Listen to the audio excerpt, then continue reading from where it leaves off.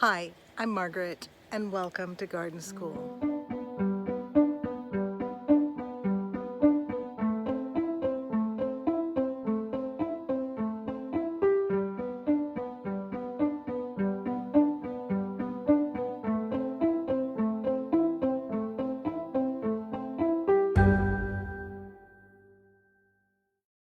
Well, today I wanted to talk a little bit about hydrangea flowers.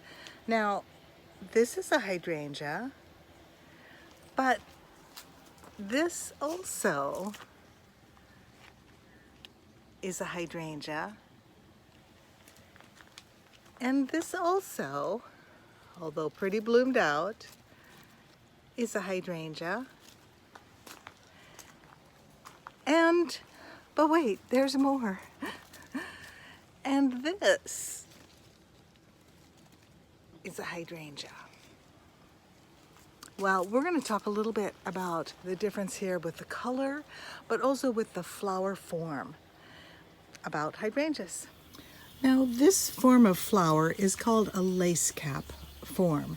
And you can see that it's pretty flat, not super dome shaped, and it has this row or perhaps two rows of sterile flowers. Actually, they're sepals with the tiny flowers, but around this center part where the fertile flowers are. Now, this whole thing is called a corymb. And these don't tend to last as long because the fertile flowers are getting pollinated and then they're going to seed production. So this is what is called a lace cap type. This one, I guess I would call a lace cap. It has kind of a smaller corymb, but you can see where the fertile flowers are inside in the inner part, and then the sterile flowers with the large sepals are on the outer part. Now this type, where it's like a big ball of tightly clustered flowerets, which are actually sepals, this is called a mop head. And this corymb is made up of a lot of these little bunches of flowers, but they're actually the sepals, and these are the showy ones are actually the sterile ones. Now, if you look inside here, you can see, there we go. There, see a little tiny part there? Those are actually the fertile flowers. So if you were going to get seed, that would be.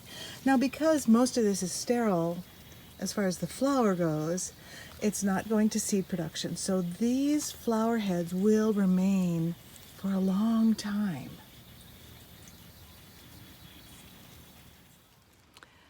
Now, these hydrangeas that I'm showing you, the lace cap and the mop head, they are what we call the big leaf hydrangeas, Hydrangea macrophylla.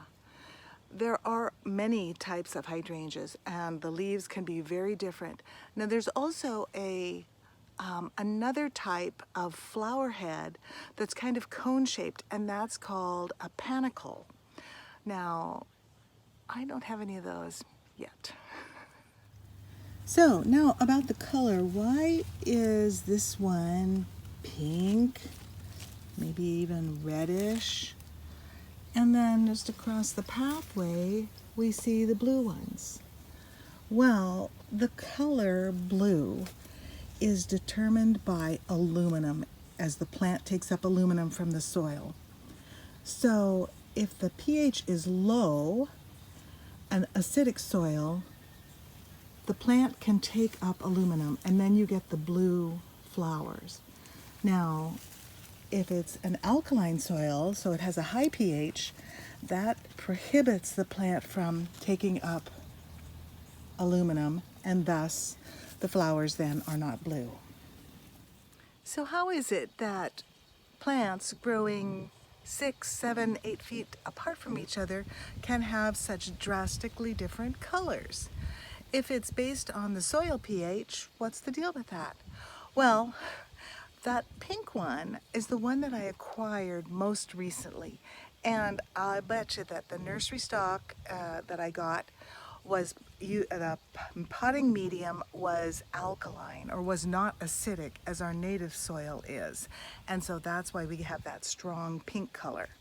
Now you could see that it was starting to turn a little purplish, and I'm guessing that the pH there right around those roots is starting to moderate a bit, or perhaps the roots are starting to go now into the native soil, and then we're going to find that acidic condition that allows for the uptake of aluminum from the soil.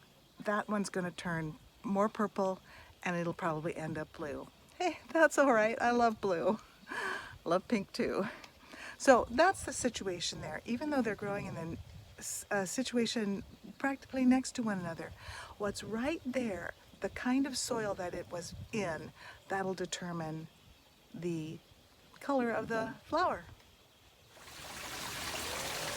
This hydrangea has